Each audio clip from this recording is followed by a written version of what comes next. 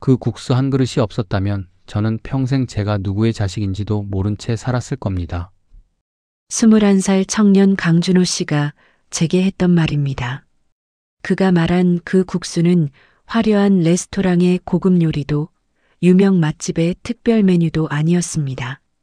한겨울밤 서울 외곽 지하철역 구석에서 1,000원에 팔던 그저 따뜻하기만 한 국수 한 그릇이었습니다. 이 이야기는 그렇게 시작됩니다. 12월 말 서울 외곽의 어느 지하철역. 밤 11시가 넘으면 이 역은 유령역처럼 조용해집니다.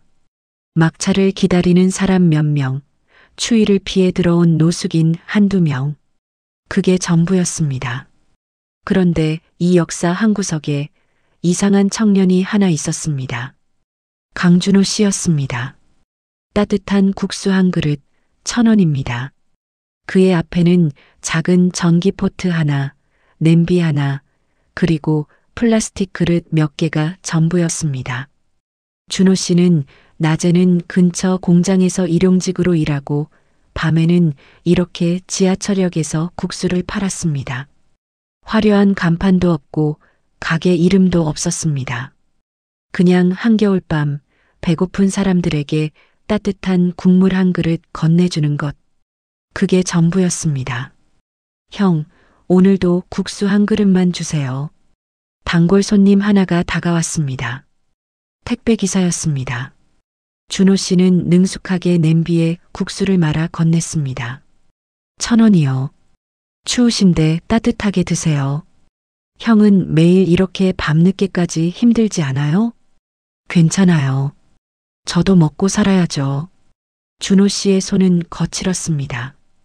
공장에서 기계를 다루고 무거운 짐을 나르고 밤에는 이렇게 뜨거운 냄비를 만지니 손가락 여기저기에 화상 자국이 남아 있었습니다. 하지만 그는 웃으며 국수를 말았습니다. 그게 그의 하루였습니다. 왜 이렇게까지 일해야 했을까요? 준호 씨에게는 동생이 있었습니다. 교통사고로 다리를 크게 다쳐서 재활 치료를 받아야 하는 21살 남동생이었습니다. 보육원에서 자란 두 형제는 의지할 사람이 아무도 없었습니다. 준호 씨가 벌지 않으면 동생의 치료비도 월세도 밥값도 없었습니다. 형, 미안해. 내가 다쳐서 형이 이렇게 고생하잖아. 야, 무슨 소리야. 형 하나 있으려고 동생 낳은 거 아니겠냐? 걱정 말고 빨리 낫기만 해. 준호 씨는 항상 그렇게 대답했습니다. 힘들어도 내색하지 않았습니다. 그저 묵묵히 낮에도 일하고 밤에도 일했습니다. 그런 그의 삶에 어느 날 밤 한 손님이 나타났습니다. 같은 시각 서울 시내 대형 대학병원 VIP 병실 9살 소녀 나혜린 양이 침대에 누워 있었습니다. 창백한 얼굴, 앙상한 팔, 항암 치료를 받고 있는 아이였습니다. 예린이는 몇 달째 제대로 된 식사를 하지 못하고 있었습니다. 입맛이 없었습니다. 무엇을 먹어도 토했습니다. 예린아, 오늘은 뭐 먹고 싶니? 할머니가 뭐든 해줄게. 병실 소파에 앉아있던 할머니가 물었습니다. 윤미라 여사, 68세. 이 대학병원을 세운 의료재단의 이사장이자 한국 의료계의 전설로 불리는 인물이었습니다. 할머니, 아무것도 먹기 싫어요. 그래도 조금은 먹어야지. 링거만 맞으면 힘이 안 나잖아. 할머니, 저 바람 좀 쐬고 싶어요. 밖에 나가고 싶어요. 예린이의 목소리는 가늘었습니다. 윤미라 여사는 손녀의 얼굴을 바라봤습니다. 창백한 얼굴, 빠진 머리카락, 가슴이 무너져 내렸습니다. 그래, 그럼 오늘은 잠깐만 산책 나가볼까? 담당 선생님께 여쭤봐야겠지만, 다행히 담당 의사는 짧은 외출을 허락했습니다. 단 병원 사회복지사가 동행하고 30분 이내로 돌아와야 한다는 조건이었습니다. 예린아, 추우니까 목도리 꼭 하고 마스크도 쓰고. 알았지? 네, 할머니. 예린이는 오랜만에 밖으로 나왔습니다. 병원 밖 거리는 추웠지만 아이는 신기한 듯 주변을 둘러봤습니다. 자동차 소리, 사람들의 발소리, 찬바람. 모든 게 새로웠습니다. 병원 근처 지하철역까지 천천히 걸었습니다. 사회복지사 선생님이 예린이의 손을 잡고 걸었습니다. 예린아, 피곤하면 바로 말해. 우리 병원 돌아가자. 아니에요, 선생님. 저 괜찮아요. 그때였습니다. 지하철 역사 입구에서 따뜻한 냄새가 풍겨왔습니다. 국수 냄새였습니다. 뜨거운 국물 냄새, 파 냄새, 그리고 무언가 익숙한 냄새. 선생님, 저기 무슨 냄새예요? 응? 아, 저기 국수 파는 곳이 있네. 예린아, 배고파? 잘 모르겠어요. 근데 냄새가 좋아요. 사회복지사는 잠시 고민했습니다. 항암 치료 중인 아이에게 길거리 음식을 먹여도 될까? 하지만 예린이는 몇 달 동안 아무것도 먹고 싶어 하지 않았습니다. 이 아이가 처음으로 뭔가 먹고 싶다는 표정을 지었습니다. 그럼 한 입만 먹어볼까? 선생님이 먼저 먹어보고 괜찮으면 예린이도 먹는 거야. 네.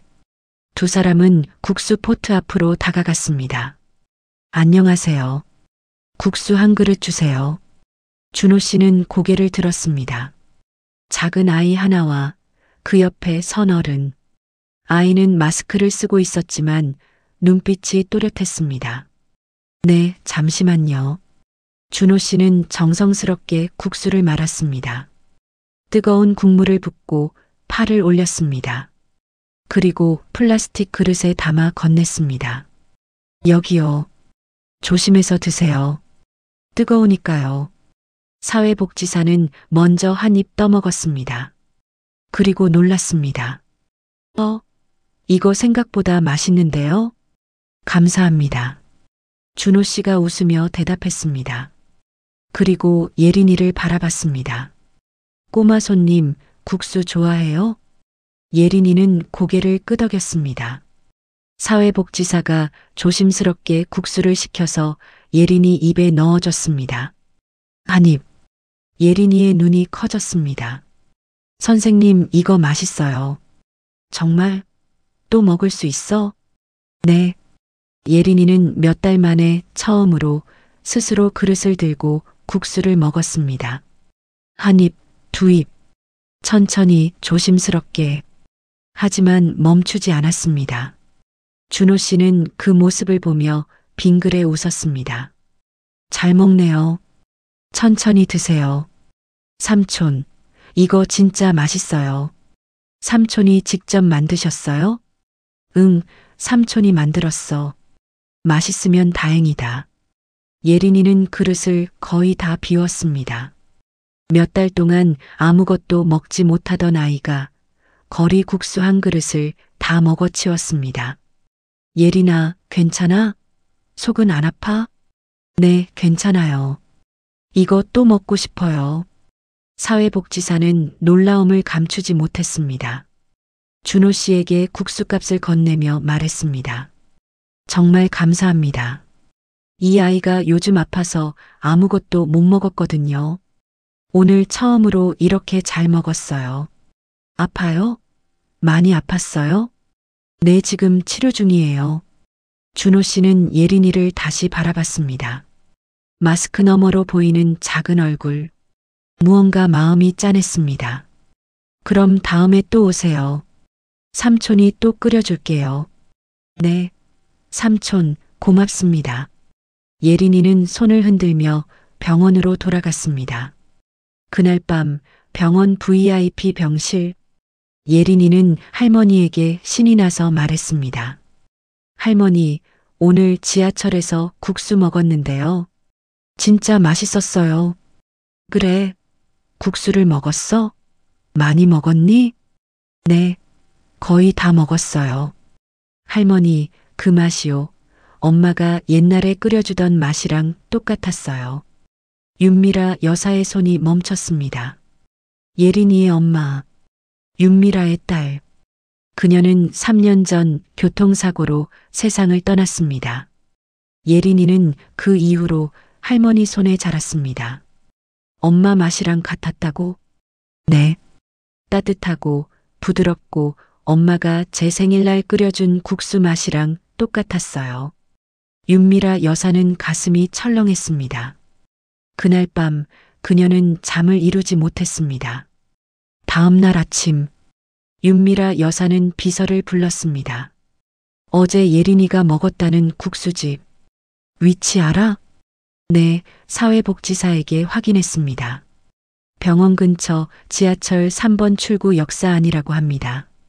그곳에서 국수 파는 청년의 신원을 알아봐. 네, 신원을요? 응. 이름, 나이, 어디 사는지, 부모는 누군지 다 알아봐. 비서는 이상하다는 표정을 지었지만 이사장의 지시를 따를 수밖에 없었습니다. 이틀 뒤 비서는 간단한 보고서를 들고 왔습니다. 이사장님 확인했습니다. 이름은 강준호, 21세입니다. 주소는 이 근처 원룸이고요. 부모님은 기록이 없습니다.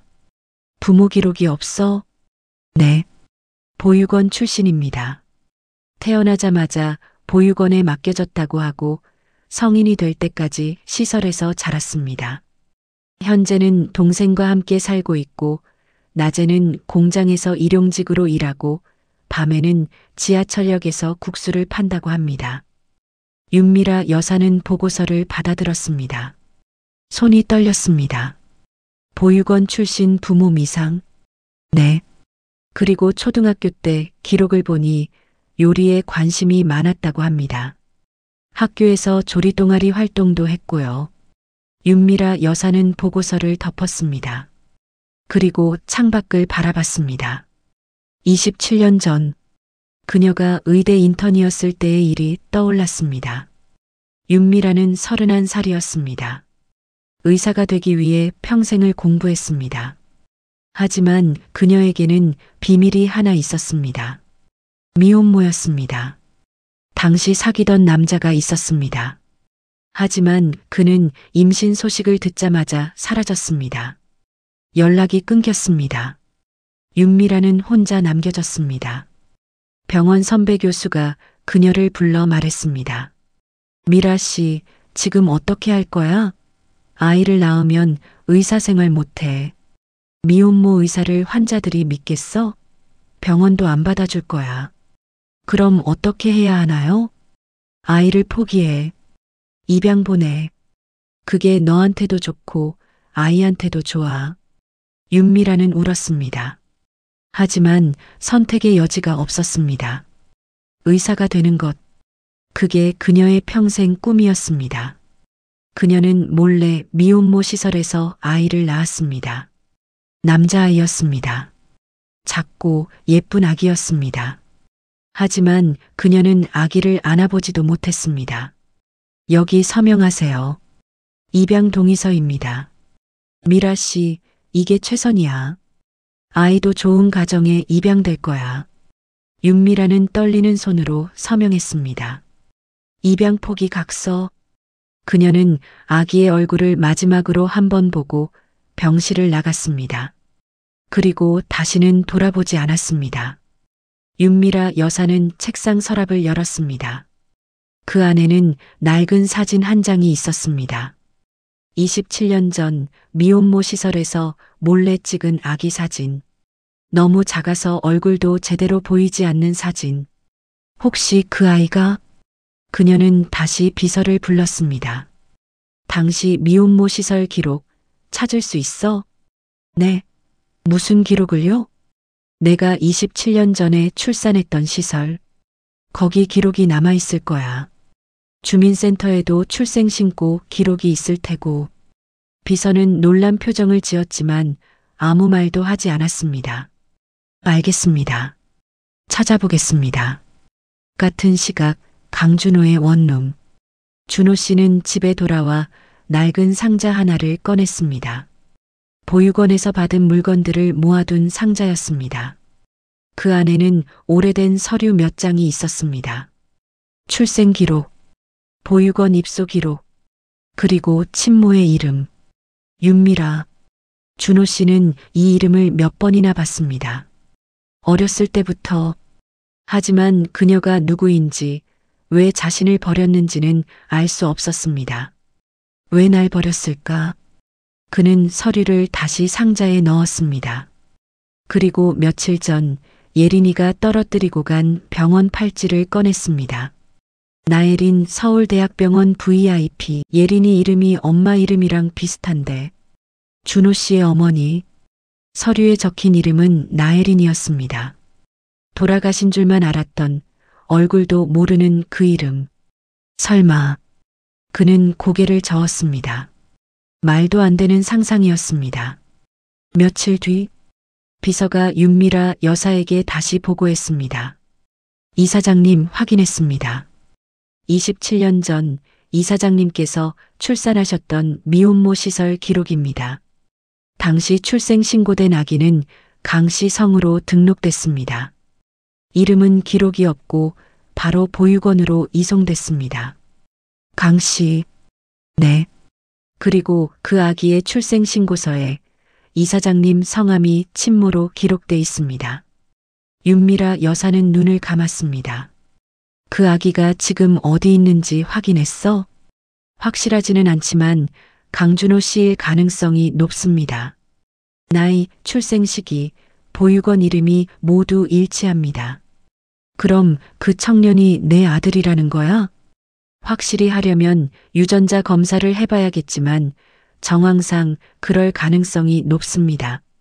윤미라 여사는 책상에 앉아 고개를 떨어뜨렸습니다. 27년. 그녀는 27년 동안 아들을 버리고 살았습니다. 의사가 됐고 병원을 세웠고 명예를 얻었습니다. 하지만 단 한 번도 그 아이를 잊은 적이 없었습니다. 밤마다 꿈을 꿨습니다. 작은 아기가 우는 꿈, 자신을 부르는 꿈. 내가 뭘 한 거지? 그녀의 눈에서 눈물이 흘러내렸습니다. 며칠 뒤 준호 씨에게 공문 하나가 날아왔습니다. 구청에서 온 공문이었습니다. 지하철 역사 내 무단 영업 전면 금지 단속 예정일 12월 20일. 준호 씨는 공문을 읽고 멍했습니다. 무단 영업 금지? 그럼 이제 국수를 못 판다는 거야?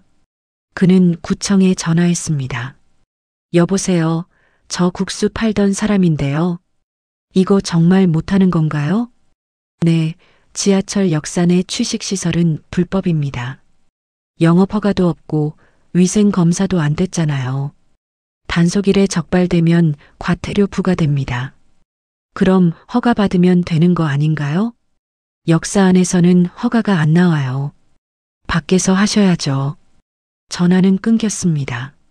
준호 씨는 고개를 떨어뜨렸습니다.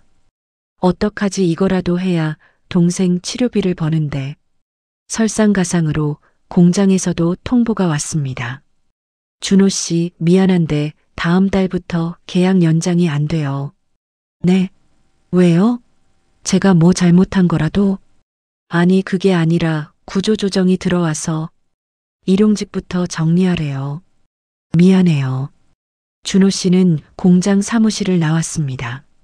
낮 일자리도 없어지고 밤 국수 장사도 못하게 됐습니다. 이제 어떻게 살지? 그는 동생이 있는 병원으로 갔습니다. 형? 동생이 병상에 누워 손을 흔들었습니다. 재활 치료를 받고 있는 동생은 조금씩 나아지고 있었습니다. 오늘 컨디션 어때? 좋아. 선생님이 다음 달부터는 목발 없이도 걸을 수 있을 거래. 그래. 잘 됐다. 준호 씨는 웃었지만 마음은 무거웠습니다. 동생의 치료비는 한 달에 100만 원이 넘었습니다. 월세도 있고 생활비도 있었습니다. 형, 괜찮아? 얼굴이 안 좋은데. 아니야, 괜찮아. 형은 항상 괜찮아. 하지만 괜찮지 않았습니다. 같은 시각 서울대학병원 VIP 병실. 예린이는 다시 식사를 하지 못하고 있었습니다. 예린아, 오늘은 뭐 먹고 싶니? 할머니가 뭐든 해줄게. 할머니, 저 그 국수 삼촌 국수 먹고 싶어요. 국수 삼촌? 네, 지난번에 지하철에서 먹었던 그 국수요. 그거 또 먹고 싶어요. 윤미라 여사는 가슴이 철렁했습니다. 그래, 할머니가 알아볼게. 담당 의사가 윤미라 여사를 조용히 불렀습니다. 이사장님, 예린이 상태가 좋지 않습니다. 얼마나 안 좋은데요? 영양 섭취가 너무 부족합니다. 이대로 가면 면역력이 더 떨어질 수 있어요. 최소한 죽이라도 먹어야 하는데 아무것도 안 먹으려고 해서 제가 방법을 찾아볼게요. 윤미라 여사는 병실로 돌아왔습니다. 예린이는 창밖을 보며 중얼거렸습니다. 국수 삼촌, 지금도 국수 팔고 계실까? 그날 밤, 윤미라 여사는 혼자 지하철역으로 갔습니다. 밤 11시, 역사 구석에는 준호 씨가 여전히 국수 포트를 놓고 있었습니다. 따뜻한 국수 한 그릇 1,000원입니다. 윤미라 여사는 조용히 다가갔습니다. 코트깃을 세우고 모자를 눌러 썼습니다. 국수 한 그릇 주세요. 네, 잠시만요. 준호 씨는 국수를 말았습니다. 그리고 그릇을 건넸습니다. 여기요. 조심해서 드세요. 윤미라 여사는 국수를 받아들었습니다.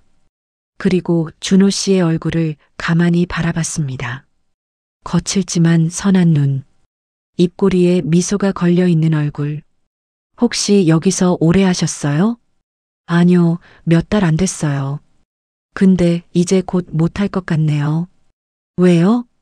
구청에서 단속 나온대요. 여기서 장사하면 안 된대요. 그럼 어떡하실 건가요? 모르겠어요. 다른 일 찾아봐야죠. 뭐? 준호 씨는 담담하게 대답했습니다. 윤미라 여사는 국수를 한 입 떠먹었습니다. 따뜻했습니다. 맛은 특별할 것 없었습니다. 그냥 평범한 국수였습니다. 하지만 왜인지 눈물이 났습니다. 맛있네요. 감사합니다. 혹시 요리는 어디서 배우셨어요? 배운 건 없고요. 그냥 보육원에서 자랄 때 주방 아주머니한테 몇 번 봤어요. 그게 다예요. 보육원에서 자라셨어요? 네. 부모님 얼굴도 모르고요. 윤미라 여사의 손이 떨렸습니다. 그럼 가족은요? 동생 하나 있어요. 그것도 보육원에서 만난 동생인데 같이 살고 있어요. 윤미라 여사는 더 이상 말을 잇지 못했습니다. 그녀는 국수값을 건네고 조용히 자리를 떴습니다. 그날 밤 윤미라 여사는 집에 돌아와 침대에 누웠습니다. 가슴이 미어졌습니다. 27년 전 그녀가 버린 아이. 그 아이가 이렇게 자랐습니다. 부모도 모르고 가난하게, 하지만 누군가에게 따뜻한 국수를 건네주며 내가 뭘 한 거지, 내가 뭘 한 거야. 그녀는 이불을 뒤집어 쓰고 울었습니다. 평생 울지 않았던 그녀가 그날 밤 처음으로 소리내어 울었습니다. 며칠 뒤 비서가 다시 보고했습니다. 이사장님, 추가 확인했습니다. 당시 미혼모 시설 기록과 보육원 이송 기록이 모두 일치합니다. 강준호 씨가 이사장님의 친아들일 확률이 99% 이상입니다. 유전자 검사를 하시겠습니까? 윤미라 여사는 고개를 끄덕였습니다. 그래, 검사해. 어떻게 진행할까요? 본인 동의 없이는 어렵습니다만. 내가 직접 만날게. 네, 내가 직접 만나서 이야기할게. 윤미라 여사는 결심했습니다. 더 이상 도망칠 수 없었습니다. 하지만 운명은 그녀에게 더 큰 시련을 안겼습니다. 단속일이 다가왔습니다. 12월 20일. 그날은 준호 씨에게도 윤미라 여사에게도 잊을 수 없는 날이 됐습니다. 12월 20일 오후 11시. 지하철역 입구에는 구청 직원과 용역 직원들이 모여 있었습니다. 여기 무단 영업하는 곳 맞죠? 네, 저기 국수 파는 청년입니다. 준호 씨는 마지막으로 국수 포트를 놓고 서 있었습니다. 저기요, 제발 오늘만이라도 하게 해주세요. 제발이요. 안 됩니다. 법으로 정해진 거예요. 빨리 치우세요. 아니, 저 이거라도 안 하면 동생 치료비가 없어요. 제발 한 번만 봐주세요. 그런 사정 우리가 어떻게 압니까? 빨리 안 치우면 강제로 치웁니다. 용역 직원 하나가 다가와 국수 포트를 발로 밀었습니다. 야, 빨리 치워. 안 돼요. 이거라도 해야 한다고요. 준호 씨는 포트를 지키려 했지만 용역 직원의 힘에 밀렸습니다. 쾅! 국수통이 바닥에 떨어졌습니다. 뜨거운 국물이 바닥에 쏟아지고 플라스틱 그릇들이 산산조각 났습니다. 안 돼. 준호 씨는 무릎을 꿇고 바닥에 쏟아진 국수를 주었습니다. 손이 뜨거운 국물에 데었지만 그는 멈추지 않았습니다. 제발 이거라도. 그때였습니다. 검은색 승용차 한 대가 급정거했습니다. 차문이 열리고 윤미라 여사와 비서 그리고 마스크를 쓴 예린이가 차에서 내렸습니다. 무슨 일이에요? 윤미라 여사의 목소리는 차갑고 단호했습니다. 구청 담당자가 돌아봤습니다. 누구세요? 비서가 명함을 건넸습니다. 서울대학교병원 의료재단 이사장입니다. 이 자리 지금 정리해 주시죠. 네. 무슨 소리예요? 여기 무단 영업 단속하는 건데. 법적 책임과 보상은 우리 재단에서 맡겠습니다. 필요한 서류 다 준비하겠습니다. 지금 이 자리는 정리해 주세요. 구청 담당자는 당황했습니다. 하지만 재단 이사장이라는 말에 기가 죽었습니다. 알겠습니다. 일단 오늘은 철수하겠습니다. 용역 직원들이 물러갔습니다. 준호 씨는 바닥에 주저앉아 깨진 그릇 조각을 주우며 멍하니 있었습니다. 윤미라 여사가 천천히 그에게 다가갔습니다. 괜찮으세요? 준호 씨는 고개를 들었습니다. 그리고 윤미라 여사를 봤습니다. 누구세요? 저는 며칠 전에 국수 사 먹었던 사람이에요. 아, 잠깐 얘기 좀 할 수 있을까요? 준호 씨는 고개를 끄덕였습니다. 근처 카페. 준호 씨와 윤미라 여사가 마주 앉았습니다.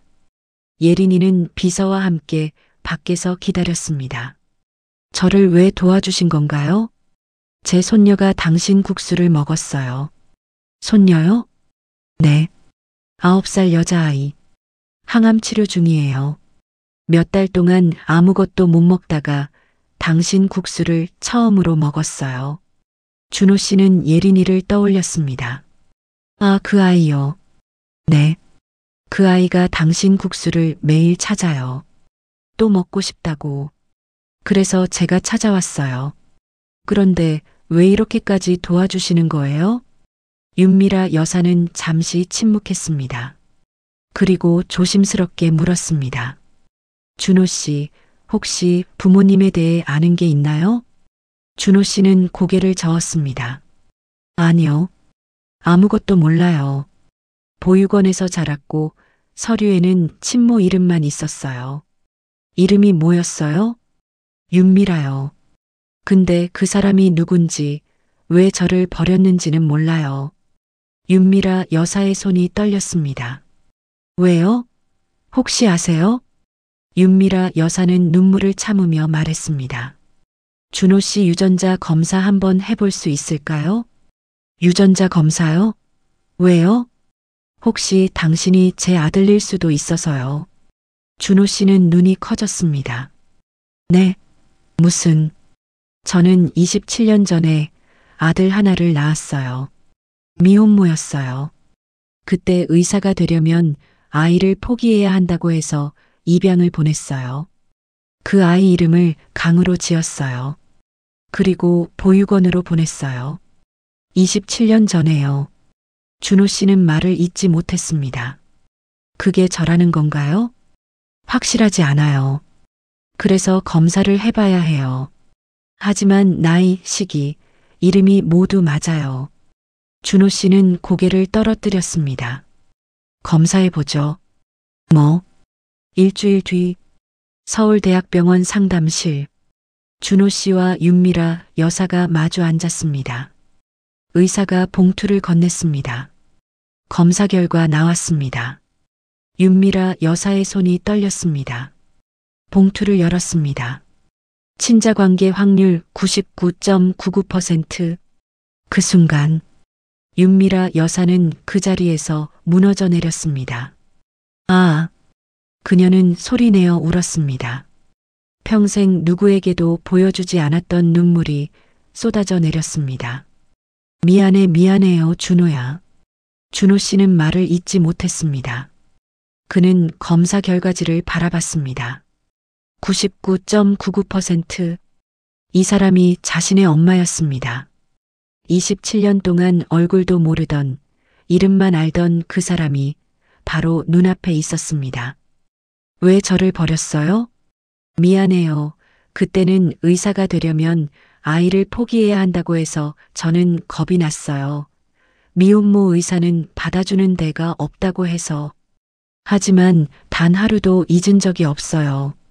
밤마다 꿈을 꿨어요. 당신이 울고 있는 꿈, 나를 부르는 꿈. 윤미라 여사는 준호 씨 앞에 고개를 숙였습니다. 미안해요. 정말 미안해요. 준호 씨는 그녀를 바라봤습니다. 이 사람을 미워해야 할까? 27년 동안 자신을 버리고 산 이 사람을 용서해야 할까? 그는 알 수 없었습니다. 상담실 밖. 예린이가 유리창 너머로 할머니를 바라봤습니다.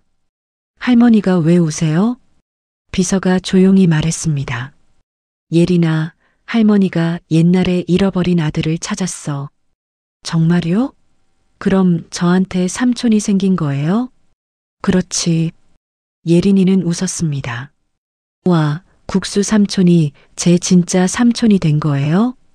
준호 씨는 창밖을 바라봤습니다. 거리에는 눈이 내리고 있었습니다. 그는 윤미라 여사를 다시 바라봤습니다. 이 사람을 미워하는데 평생을 쓰기엔 제 인생이 너무 아까운 것 같아요. 다시 엄마라고 부를 수 있을지 모르겠어요. 하지만 밥 한 끼는 같이 먹어보고 싶네요. 윤미라 여사는 다시 울었습니다. 하지만 이번에는 슬픔이 아니라 안도의 눈물이었습니다. 그날 이후 윤미라 여사는 준호 씨를 위해 모든 것을 준비했습니다. 지하철 역사 단속 문제는 재단에서 법적으로 해결했습니다. 구청과 협의해 공공복지 사업의 일환으로 이동급식 차량 사업을 추진하기로 했습니다. 준호 씨, 이제 지하철 역사가 아니라 버스로 다니면서 국수를 나눠줄 수 있어요. 버스요? 네. 쪽방촌, 공장지대, 노숙인 쉼터, 그런 곳을 돌면서 무료로 따뜻한 식사를 제공하는 거예요. 그게 가능한가요? 재단에서 지원할게요. 차량도 재료비도 모든 비용을 우리가 부담할게요. 준호 씨는 고개를 저었습니다. 그건 안 돼요. 그건 너무 큰 도움이에요. 왜요? 제가 뭘 했다고 그렇게 큰 도움을 받나요?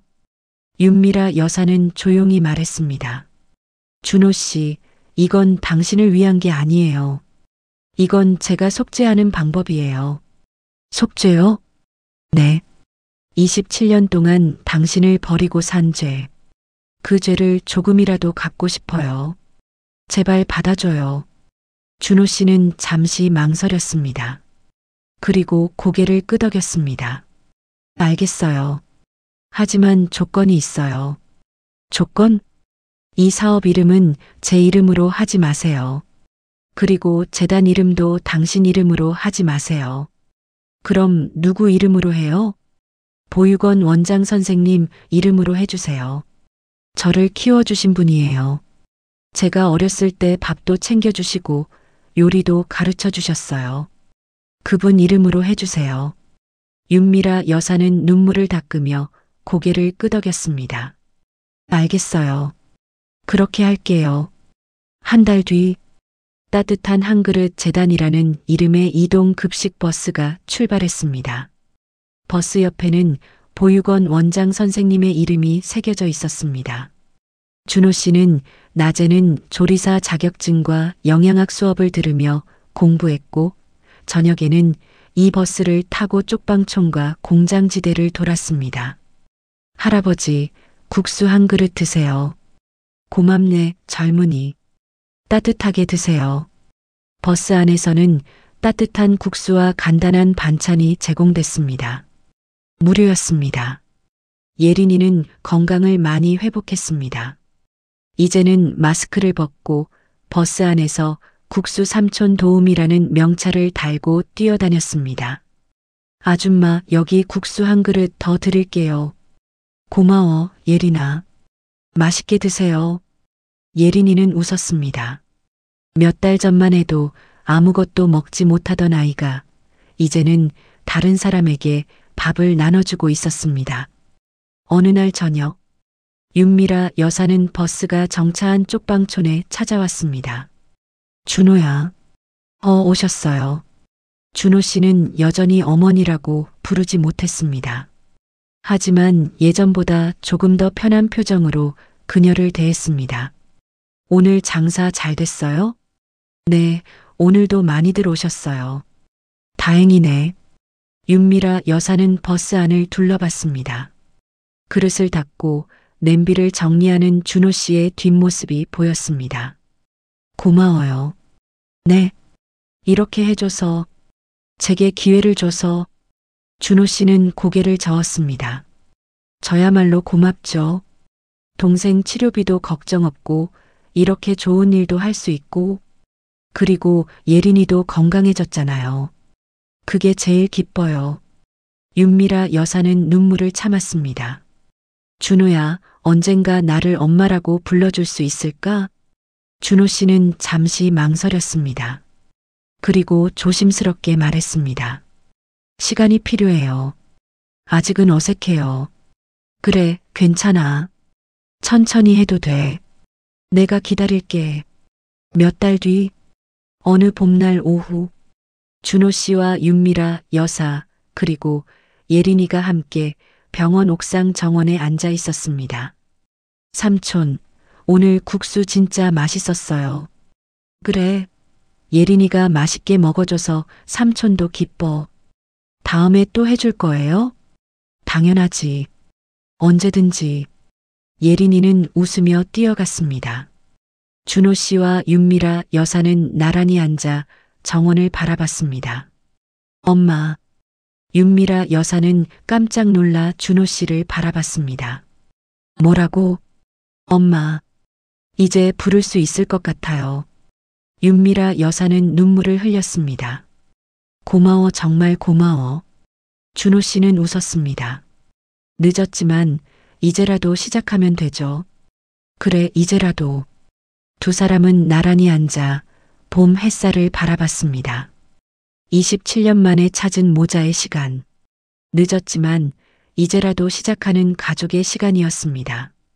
겨울밤 지하철역 구석에서 끓던 작은 국수 한 냄비가 세 사람의 인생을 바꿔놓았습니다.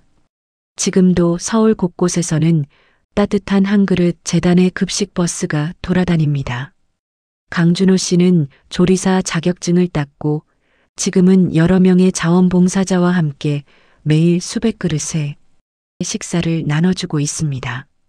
나혜린 양은 항암 치료를 모두 마쳤고 지금은 건강한 중학생이 됐습니다. 그녀는 여전히 주말마다 버스에 나와 국수 삼촌을 돕고 있습니다. 윤미라 여사는 병원 이사장 자리에서 한 발 물러났습니다. 대신 재단 일에 더 집중하며 아들과 손녀와 함께 시간을 보내고 있습니다. 늦었지만 그들은 가족이 됐습니다. 이 이야기를 듣고 계신 여러분께 묻고 싶습니다. 만약 여러분이라면 27년 만에 나타난 부모를 용서할 수 있으셨을까요? 혹은 자신이 버린 아이를 다시 마주했을 때 어떤 말을 먼저 건넸을까요? 가족이란 무엇일까요? 피로 맺어진 인연일까요? 아니면 함께 보낸 시간으로 만들어지는 것일까요? 이 이야기에는 정답이 없습니다. 하지만 한 가지는 분명합니다. 늦었다고 생각할 때가 가장 빠를 때라는 것. 그리고 진심 어린 사과와 용서는 언제든 새로운 시작을 만들어낼 수 있다는 것입니다. 여기까지가 오늘의 이야기였습니다. 여러분은 어떻게 생각하시나요? 댓글로 의견 남겨주시면 감사하겠습니다. 그리고 오늘 이야기가 마음에 드셨다면 구독과 좋아요, 알림 설정 부탁드립니다. 여러분의 작은 관심이 저희에게 큰 힘이 됩니다. 다음에도 더 좋은 이야기로 찾아뵙겠습니다. 감사합니다.